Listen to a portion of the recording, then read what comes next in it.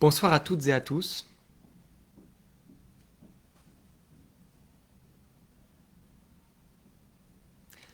Bonsoir à toutes et à tous et merci beaucoup d'être avec nous, comme tous les mardis, à 19 heures pour un échange en live. Vous pouvez tout simplement sur les côtés nous poser des questions en direct auxquelles je répondrai le plus simplement. Je resterai également connecté avec mon équipe 30 minutes après la diffusion de ce live pour répondre à l'écrit à l'ensemble de vos questions.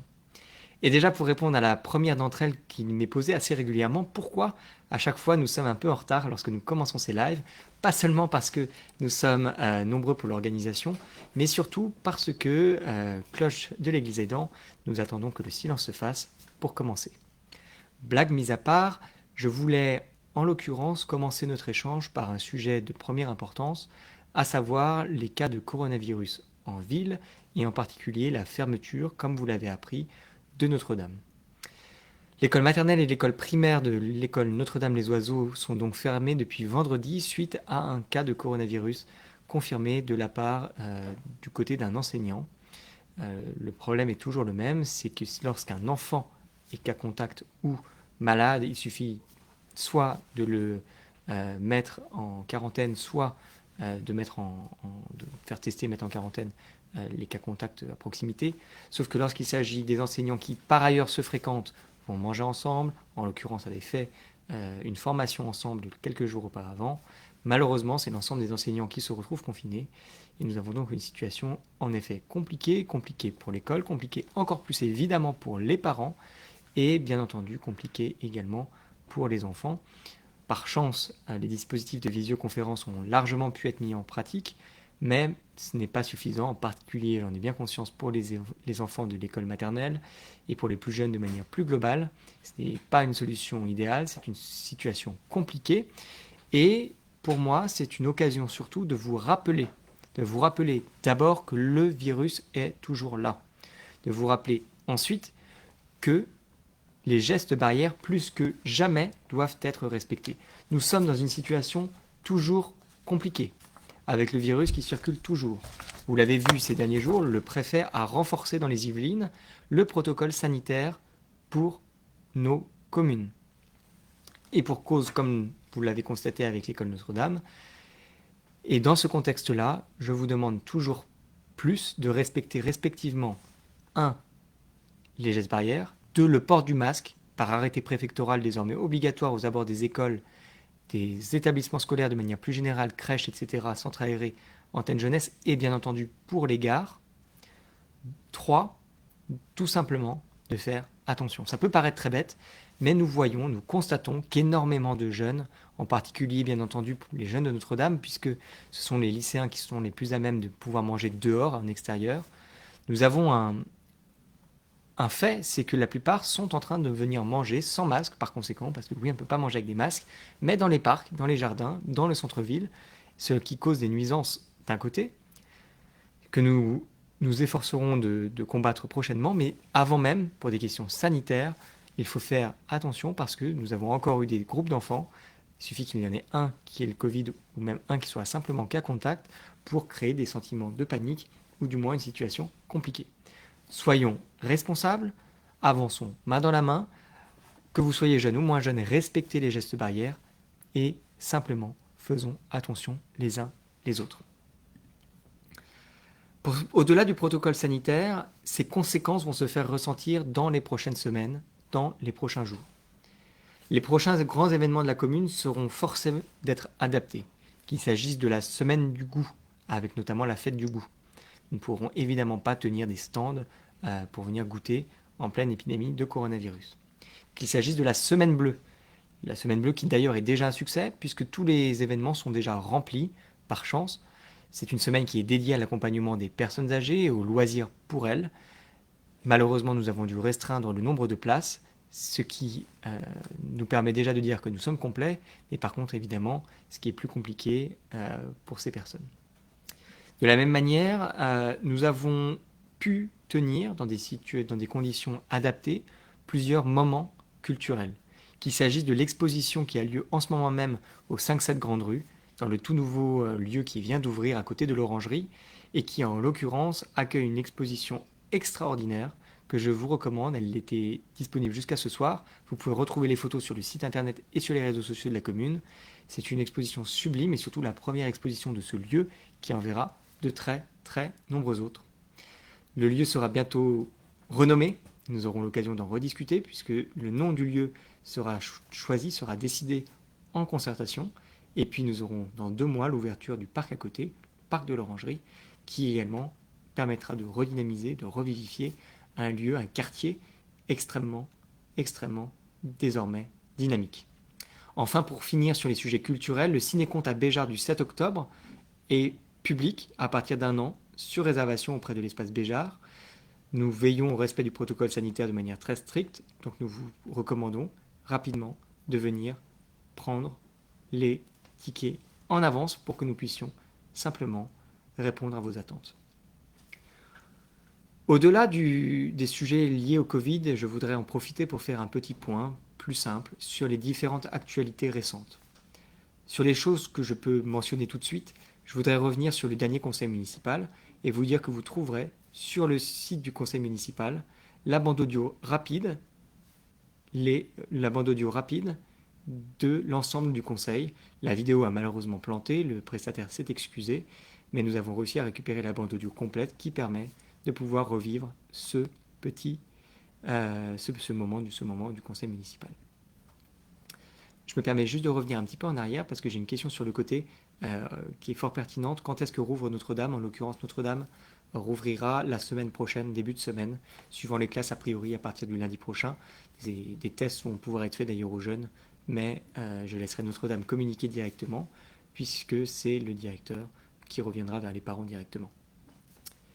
Pour revenir sur les différents événements de la commune, je voudrais surtout évidemment revenir sur l'événement de vendredi dernier, la grande concertation, le grand débat public qui a pu se tenir au complexe François Pons en présence de plus de 300 personnes des communes de Vernouillet, Verneuil et Chappey pour pouvoir avoir un débat serein, un débat intelligent, un débat solide sur ce grand projet de contournement de la RD 154 et plus globalement sur la manière dont nous appréhendons la commune, sur la manière dont nous pensons le territoire, une occasion inespérée d'avoir un vrai débat sur la manière dont nous projetons sur les prochaines années en tant que commune et un vrai moment agréable, tout simplement parce qu'il a pu démontrer que nous étions capables d'avoir un débat serein sur notre avenir. Ce moment ouvre désormais une séquence qui commencera dans quelques jours, à savoir le 1er octobre, où vous pourrez tout simplement, sur vos téléphones, sur ordinateur, télécharger l'application À vos votes, développée spécialement pour la consultation, une application qui permettra de voter en ligne, une application qui simplement vous permettra de télécharger vos justificatifs de domicile, votre carte d'identité, et en 2 clics, de pouvoir procéder au vote jusqu'au 8 octobre. De la même manière, le 11 octobre prochain, vous pourrez venir voter en bureau de vote physique, suivant la première lettre de votre nom de famille, soit à Jean Jaurès, soit au complexe François Pons, et de procéder traditionnellement à un vote papier.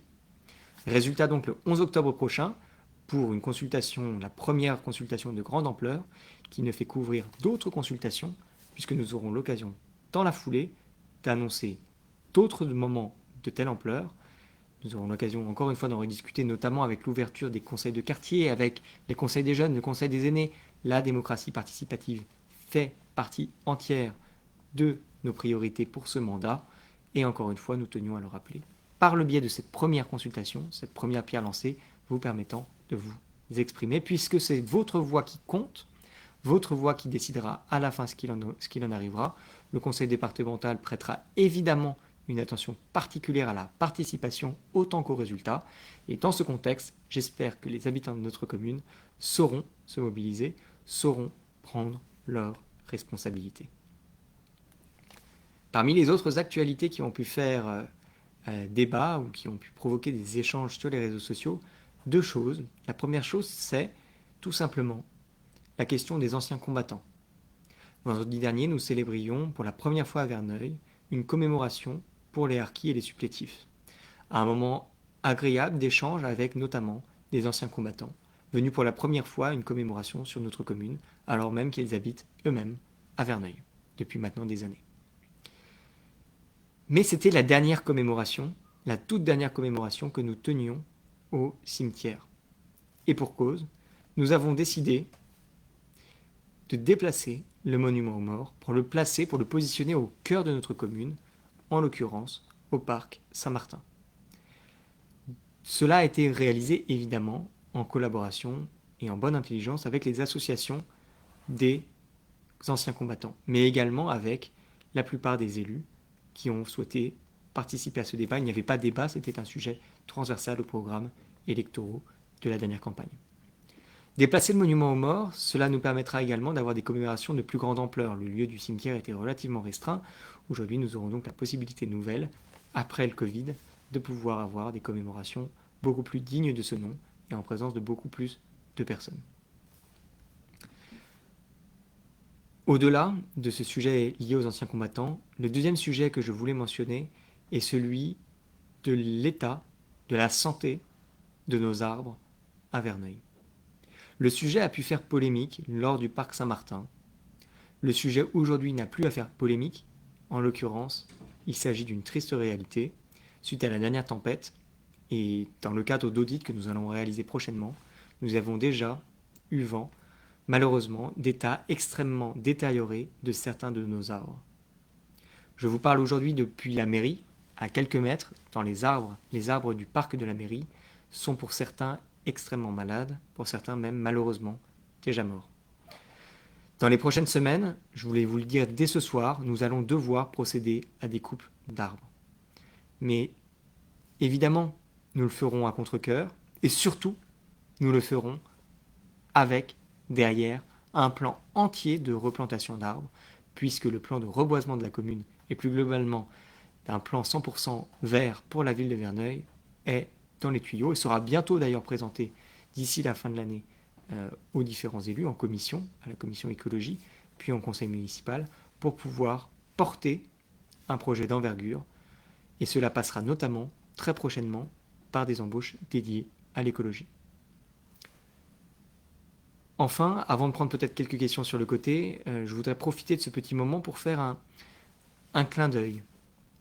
Un clin d'œil parce que nous avons eu beaucoup de questions, de petites questions sur les associations de la commune, celles qui sont peut-être moins connues parce que tout le monde n'a pas pu venir au forum des associations. Et il y en a une qui nous a fait part de son souhait d'être mis un petit peu en avant dans ce moment un peu compliqué, notamment du fait du Covid, c'est Carapath. Carapath, c'est une association verneuilienne qui est utile au quotidien pour beaucoup de parents, puisque des parents solidaires et bénévoles conduisent à pied des groupes d'enfants vers l'école tout en faisant des arrêts sur le trajet pour prendre en charge d'autres enfants qui désirent se joindre au convoi. C'est typiquement le genre d'initiative que nous allons soutenir, puisque c'est plus de sécurité, moins de pollution, c'est convivial, c'est pédagogique. Donc si vous souhaitez rejoindre en tant que parent ou profiter de l'opportunité pour vos enfants, n'hésitez pas à contacter directement l'association via le site de la mairie et à les rejoindre peut-être pour animer, organiser, piloter peut-être des lignes afin d'améliorer les trafics dans notre commune. Toutes les infos et les arrêts de Pédibus sont sur le site de la ville et plus globalement, vous pouvez compter sur le service sport et association pour répondre à toutes vos questions. Nous aurons de temps à autre l'occasion de mettre en avant des associations, des initiatives évidemment, que vous pouvez nous faire remonter en avance pour ces petits moments. Et d'ailleurs, si ce soir encore je suis dans mon bureau, nous aurons l'occasion de faire très prochainement des lives depuis d'autres endroits de la commune et puis progressivement avec des personnes clés de notre ville. Sur ces mots, je vais prendre quelques questions et peut-être une première question qui revient sur ce que je disais sur la RD 154 avec pourquoi ne pas scanner directement la carte d'électeur pour voter sur la RD 154, ce qui en effet permettrait de s'authentifier plus simplement. Mais la réponse est simple. Aujourd'hui, ce ne sont pas seulement les électeurs qui peuvent voter. Aujourd'hui, ce sont tous les habitants, y compris ceux donc qui ne sont pas forcément citoyens. Vous pouvez être étranger, portugais, italien, j'en sais, toutes les nationalités, ne pas pouvoir voter en France, ne pas avoir de carte d'électeur, mais scanner votre carte d'identité nationale, scanner vos justificatifs de domicile et prendre part à la consultation parce que ce n'est pas une question de citoyenneté, ce n'est pas une question seulement de civisme, c'est une question pour les habitants et nous avons souhaité que cette concertation, cette consultation soit ouverte à tous ceux qui vivent notre territoire. Je vais peut-être prendre encore une ou deux autres questions. Alors, j'ai d'abord une question assez intéressante puisque vous êtes très nombreux à nous l'avoir posée sur où est-ce qu'on se fait tester du Covid-19 si jamais notre enfant ou nous-mêmes sommes en l'occurrence cas contact, voire malades. Il y a plusieurs endroits en ville et dans les villes à côté pour se faire dépister. Le premier endroit, c'est le laboratoire de Vernouillet, mais également à Meulan, à Biofutur, quai de l'Arquebuse, ou encore au Murau, à Biolab et Biofutur, ainsi qu'à la clinique Saint-Louis à Poissy. Mais si nous devions vous diriger vers 3 endroits, je vous recommanderais Mantes et Trappes, qui sont les centres Covid et qui sont ceux aujourd'hui avec le plus de place, le plus de facilité donc pour pouvoir vous accueillir. Et puis un deuxième endroit, à proximité de Family Village, à Auberge-en-Ville, où vous avez à peu près 1 heure d'attente maximum pour vous faire dépister et des résultats sous 48 heures. Je vais peut-être prendre encore une ou deux questions. Alors une question sur l'état des routes, et en effet, pour ce qui est de la qualité de nos voiries, je pense qu'il y a beaucoup à dire. Les voiries, vous savez, ne sont plus de la compétence de la commune, elles sont déléguées désormais à GPSO, notre intercommunalité. Mais en l'occurrence, il faut savoir que nous sommes en train de travailler pour envisager le rapatriement, peut-être à horizon 1, 2, 3 ans, des voiries aux communes pour pouvoir que nous, qui sommes sur le terrain, prendre nos responsabilités et porter ce sujet. Pour moi, c'est essentiel de revoir l'état des routes, essentiel de revoir l'état des voiries. J'ai une question sur l'aménagement des routes vers Bazincourt, où les voitures roulent trop vite. Il n'y a pas qu'à Bazincourt où on a des problèmes de circulation et des problèmes de voirie. Et nous aurons l'occasion en 2021 d'ouvrir une grande consultation à la suite de cette sur la RD 154 sur la circulation. La circulation est le principal sujet que vous nous avez remonté durant la campagne, puisqu'elle recoupe tous ceux qui vous tenaient à cœur.